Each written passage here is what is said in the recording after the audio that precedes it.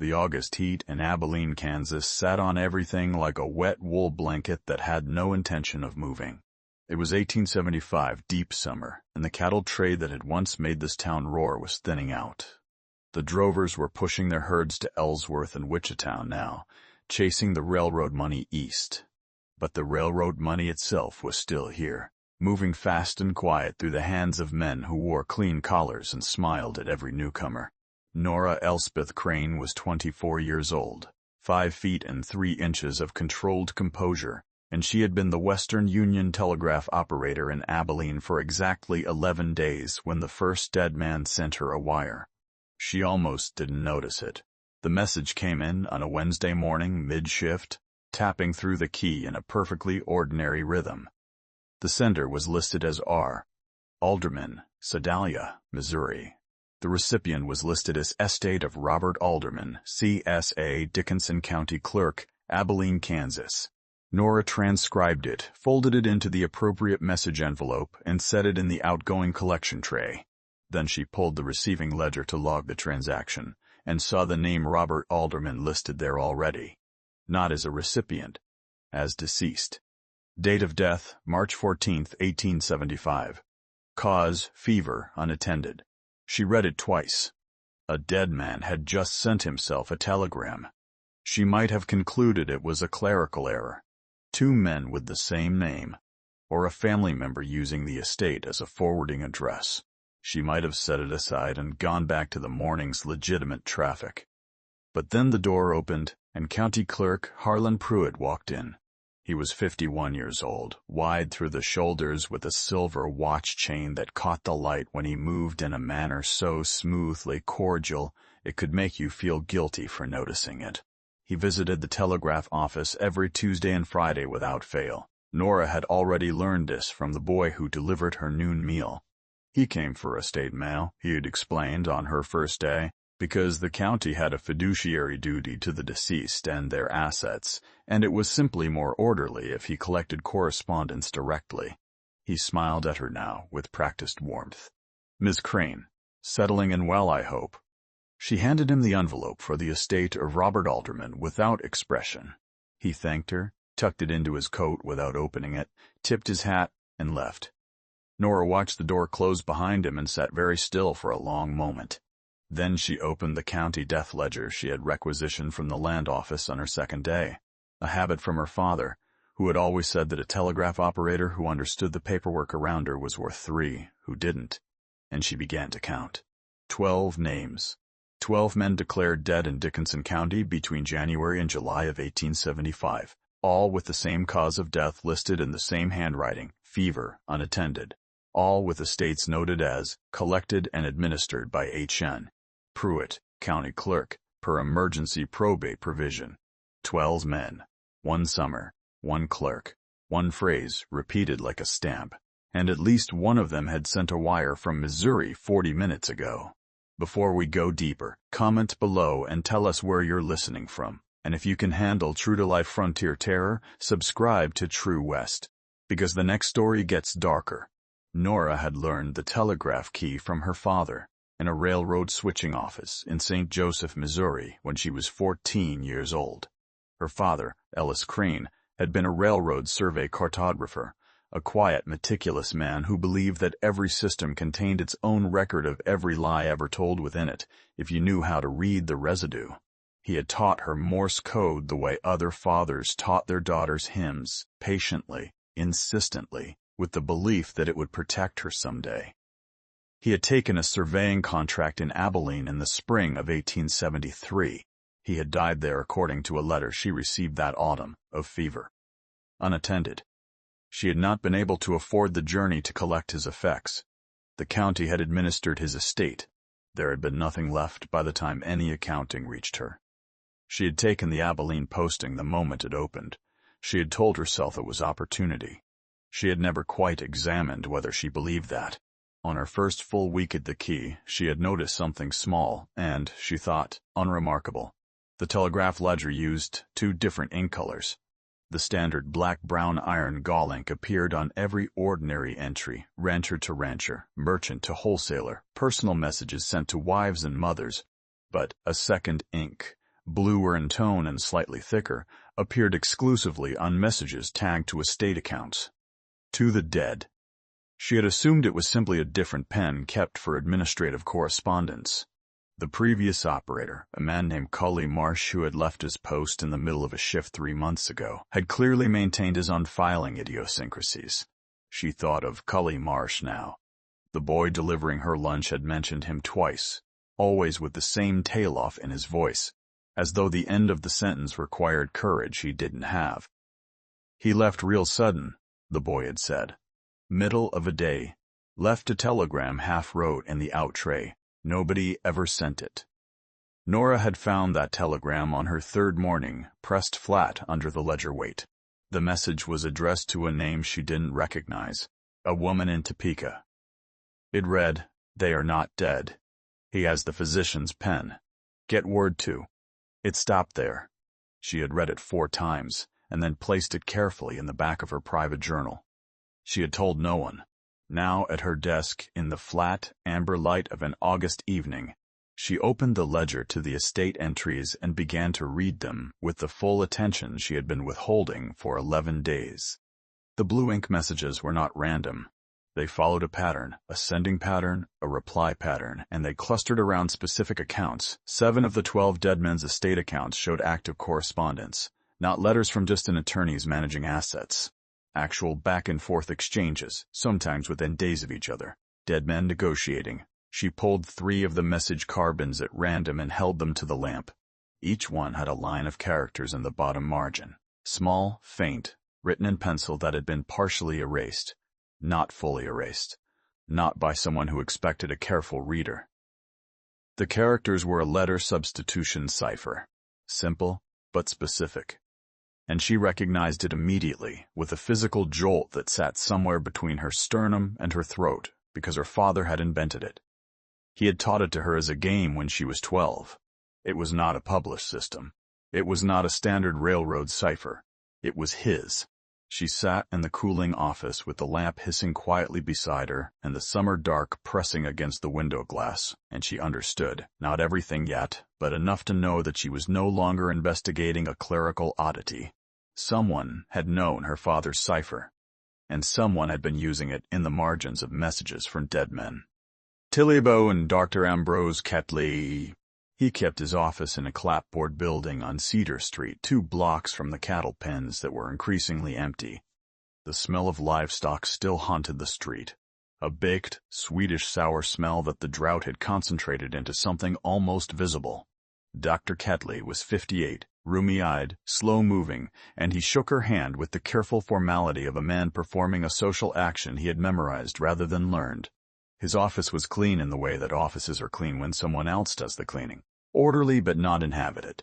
Nora explained that she was reviewing some administrative correspondence as part of her office's record-keeping responsibilities, and asked whether he had been particularly occupied with fever cases in the spring and early summer. He told her at some length about the heat and the dust, about the disruption to cattle traffic, about the general malaise of the season. He did not mention 12 dead men. She asked gently whether he found it unusual that so many death certificates from that period listed the same cause of death in identical phrasing. He looked at her for a long moment with the rheumy eyes that she now realized were not the eyes of a tired man, but the eyes of a man who had learned to look through rather than at the person speaking to him. "Miss Crane," he said carefully, "I would advise you to concern yourself with your telegraphy work. Abilene has a great many people who have found peace here by not asking after things that were settled before they arrived." It was the most elegant warning she had ever received. She thanked him for his time, walked back to the office in the white-hot morning, and thought about his hands, specifically about the fact that his right hand trembled slightly when he lifted his coffee cup, a tremor that would make precise, controlled handwriting essentially impossible. Every signature on those 12 death certificates was precise and controlled. The signatures were not his. That evening, alone in the rooming house she rented from a widow named Mrs. Halverson, Nora opened the small cedar box she kept under her bed. Inside was the last letter her father had sent her. March 3, 1873, written from Abilene, 3 weeks before his supposed death. The letter was ordinary in most of its length. Observations about the Kansas plain, the railroad survey work, the quality of the spring water. But in the final paragraph, written in smaller letters as though he had added it as an afterthought, he described a meeting with the county clerk. A Mr. Pruitt came to my boarding room this evening and made an offer on the land patent I hold for the section north of town, the one adjacent to the proposed rail junction. The price he named was insultingly low. I told him I was not interested in selling. He was very pleasant about it. He said he understood completely. He said these things had a way of resolving themselves. Nora had read this letter 100 times in the 2 years since. She had read these things had a way of resolving themselves as a businessman's dismissal, a polite goodbye. Now in the rooming house dark with the cicadas screaming outside, she read it as something else entirely. 3 weeks after writing that paragraph, Ellis Crane was declared dead of fever, unattended, in Dickinson County, Kansas. His land patent, the section north of town, adjacent to the proposed rail junction, was collected by the county clerk as part of his estate. It was subsequently sold, according to the land office records she had reviewed, to a land investment firm with a Chicago address. A rail junction had been built on that section the following year. Nora lay on her back in the dark and breathed with deliberate steadiness. The ceiling was just visible in the moonlight through the thin curtain. She could hear Mrs. Halverson moving quietly in the kitchen below, the sound of a pot set on a stovetop, the small and ordinary sound of a woman making herself a late cup of something warm. The warmth of it, the domesticity of it, the complete normalcy, was the most frightening thing in the room. Because if her father was not dead, if he had been declared dead on paper to strip him of his land and disappeared into whatever the county clerk had arranged for a man with no local kin and no local lawyer, then she had been operating in this town for 11 days with his killer reading her mail. She had been handing Harlan Pruitt the evidence every Tuesday and Friday and smiling when she did it. She needed proof before she moved in any direction. What she had was a pattern, a cipher, a half-written telegram, and a letter from a dead man who might not be dead. None of it was actionable. All of it was circumstantial. And she was a woman in a Kansas County office in 1875, which meant that her word against a county clerk with a sheriff who shared a building with him and a land office whose chief recorder had co-signed every one of those probate filings, was worth precisely the weight of air. She needed the dead men themselves. Over the following week she worked methodically and without any visible change in her demeanor. She smiled at Harlan Pruitt on Tuesday and Friday. She processed his estate mail with professional efficiency. She noted without commenting on it that he never once opened an envelope at her counter. He always pocketed it and left. In between, she did something that was well within her professional authority and that she hoped would look like routine maintenance. She audited the receiving ledger back to January, cross-referencing every estate account message with the original transmission records at the relay station level. 6 of the 12 dead men's accounts had active two-way correspondence chains, not forwarded to Chicago lawyers, directly sent and received with the county clerk as the collection point. The messages, when she deciphered the margin notations using her father's cipher key, revealed fragments of something that had the shape of negotiated compliance, men who had been pressured into legal silence, into new identities, into labor arrangements in other territories, communicating back through the very system that had declared them dead, using a code that was supposed to belong only to her father, which meant her father had taught it to at least one other person. Or someone had taken it from him. On Thursday morning, as an act of professional routine, she sent a test thing to the listed contact address of the first deceased account on the list. A man named Caleb Rourke, formerly of Dickinson County, listed address in Springfield, Missouri. Test pings were standard maintenance procedure. Any competent operator used them. The reply came back in 40 minutes. Not an empty bounce, not a relay error. A response.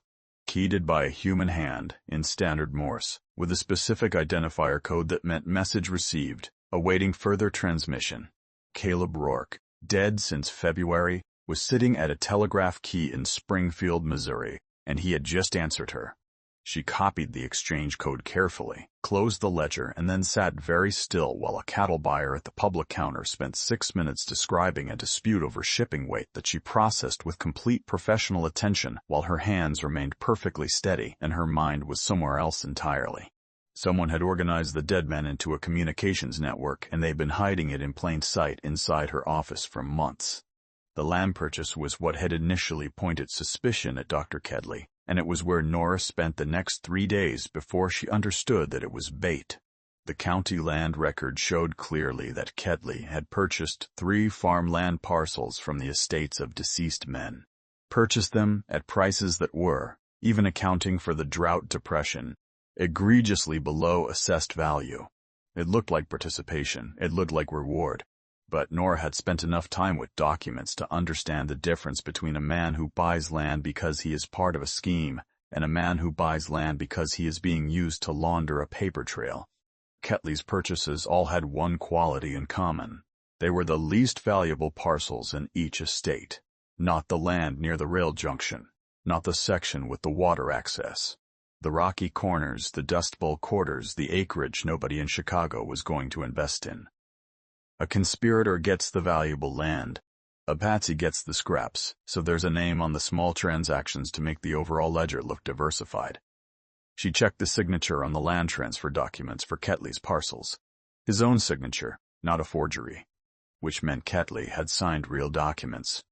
He had accepted land at below-market prices from the estates of men he had supposedly signed death certificates for. She went back to Kedley's office. This time she did not ask about death certificates. She put a land transfer document on his desk and asked him quietly who had helped him fill out the paperwork. The tremor in his hand became pronounced immediately. He stared at the document for a long time. Then he said, in a voice that had gone flat and stripped of its practiced manners, "I have signed what I was told to sign for 15 years. I did not write a single word on those certificates. I cannot write a paragraph without assistance and never could. If you print that in any document, I will deny it to my last breath, and Harlan Pruitt will have the sheriff at your door by nightfall." He looked at her with the rheumy eyes that were, she now understood, the eyes of a man who had been ashamed for a very long time and had no idea how to stop. "If you are smart," he said, "you will post your resignation letter by Friday and leave this county before he notices what you've been reading." She thanked him again and left. The clock, she understood now, was no longer hypothetical. Pruitt was not a careless man. He had managed 12 disappearances, a physician, a sheriff, and a land office over 3 years. He would notice the pattern in her ledger queries eventually. He may already have noticed. She had perhaps 3 days before he came to the counter with something other than an estate envelope. She was wrong about the 3 days. She had 2.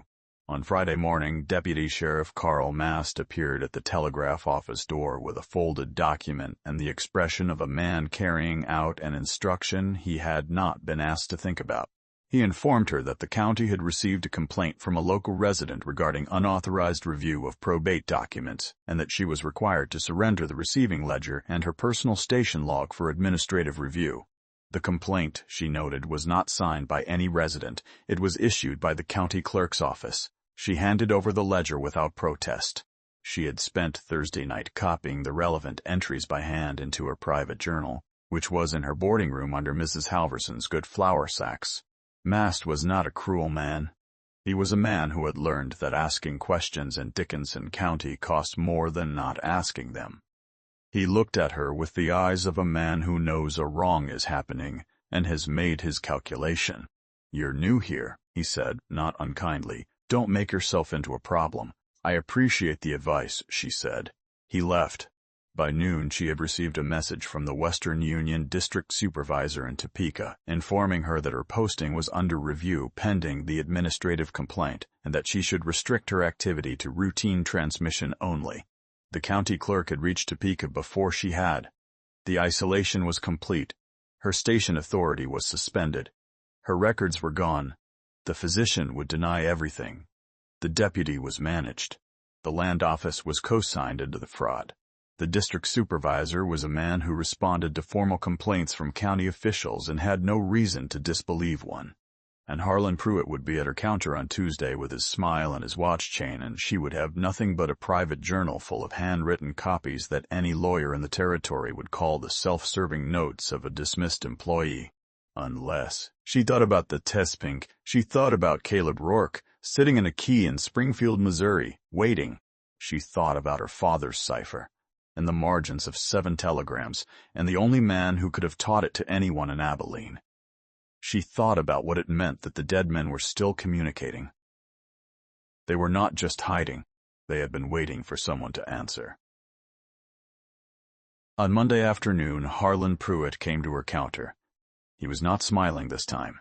The watch chain caught the light the same way it always did, but the man wearing it had revised his presentation slightly, not threateningly, not overtly. Just enough to communicate that the pleasantness had been optional all along. He placed a folded message form on the counter. He told her that a circuit judge passing through the county had sent a routine inquiry to the Western Union District office in Topeka, and that a reply was needed before the judge's departure that evening. The message would confirm that the Dickinson County Telegraph Office's records were in proper administrative order and that no irregularities had been found in the review. He wanted her to transmit it. The message was already written out in a neat hand. She read it once. It was a formal confirmation addressed to the circuit judge's personal secretary, worded so that any federal inquiry into county records would be preempted by a documented clean bill of administrative health. The judge's secretary was in the back room. She had seen him arrive 20 minutes ago, a young man in a city coat, waiting for a reply wire to bring back to his employer. This was the trap she had known was coming without knowing its exact shape. If she sent the message as written, the fraud had its paper cover for another season. If she refused, Pruitt would have her arrested for insubordination under the suspended authority complaint, and she would leave Abilene in a deputy's wagon with no evidence and no standing. And the normal relay route, Abilene to Topeka, passed through a switching station whose operator Pruitt had been cultivating for 2 years. A message going through that relay could be read and replaced before it reached Topeka, if Pruitt had the right arrangement in place. She had no way to know whether he did. She looked at the form. She looked at the window, where the white August light fell across the counter in a way that made everything look bleached and ordinary. She said, "I'll need a moment to clear the current traffic queue." Pruitt said, "Of course." She sat down at the key. She did not send the message Pruitt had placed before her. She sent a transmission on a different circuit, the direct Kansas City line, which bypassed the Topeka relay entirely and routed through a switching station she had quietly identified 3 days ago as the only one on the network with no documented connection to county business. She addressed it to the Western Union District Superintendent in Kansas City, not Topeka. She did not use her name. She used the company code for an operator reporting suspected fraud against the federal postal and telegraph statutes, a code that required mandatory escalation regardless of local administrative complaints. And she appended, in her father's cipher, 12 names. Then she cleared the queue note, walked to the counter, and transmitted Pruitt's message to the judge's secretary exactly as written. Pruitt watched her work the key. He could read Morse. She had known he could since the first Tuesday. But he could not read the Kansas City circuit routing from where he stood, and he could not read her father's cipher, and by the time he understood that she had sent 2 messages instead of 1, the Kansas City wire was already in a superintendent's hands who was, by federal obligation, required to act. She handed Pruitt the transmission receipt for his message.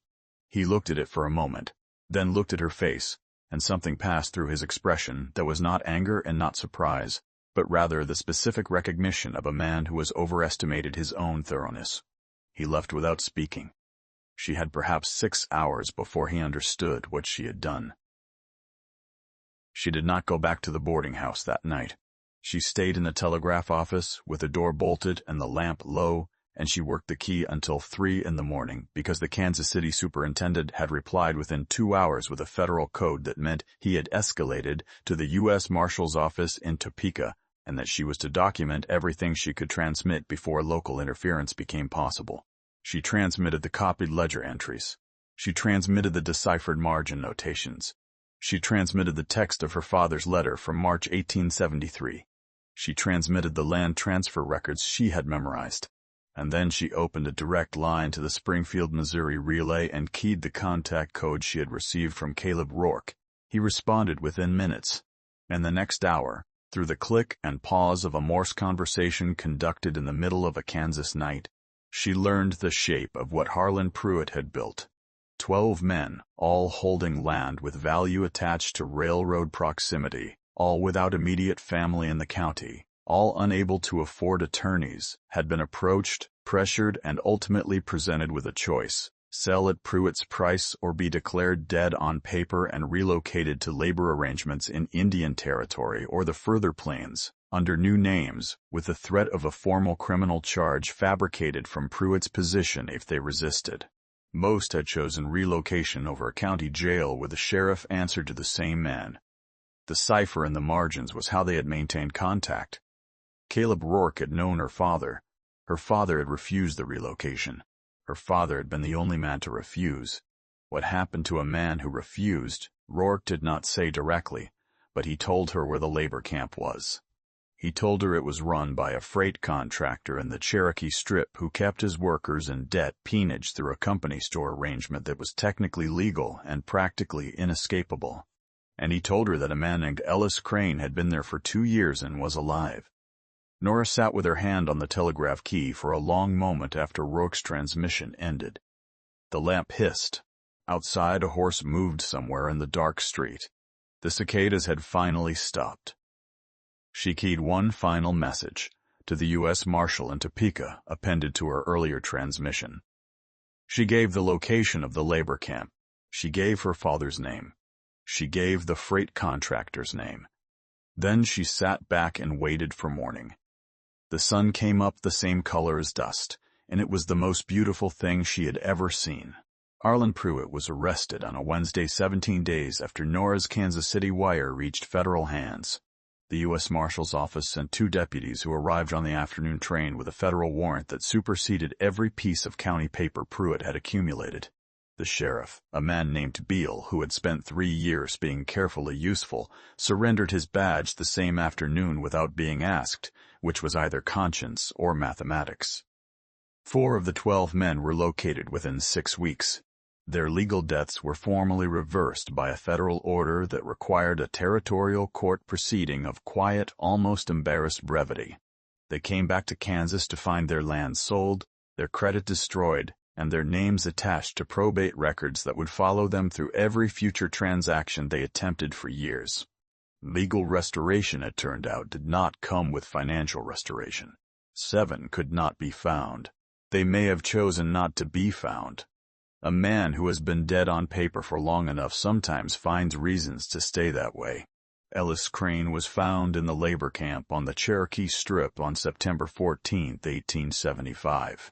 A federal deputy signed the order releasing him from the debt arrangement, which the contractor disputed for 2 months before withdrawing his objection when the U.S. Marshal's office indicated its willingness to examine his other accounts.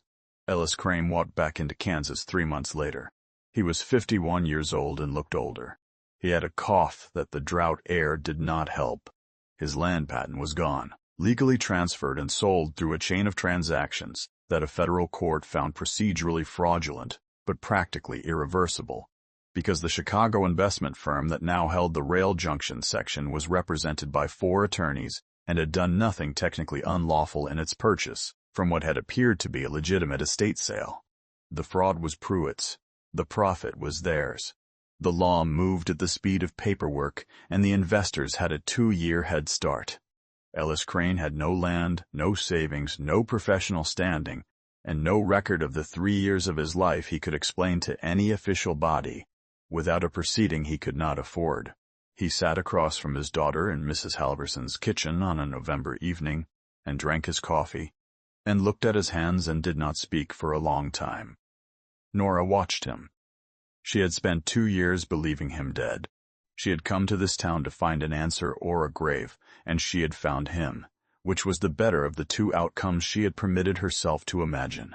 The lamp on the table between them cast the same warm glow that kitchen lamps had always cast, in every house she had ever sat in the long, careful, ordinary life she'd led before the moment she counted 12 dead men in a county ledger. It looked the same as it always had.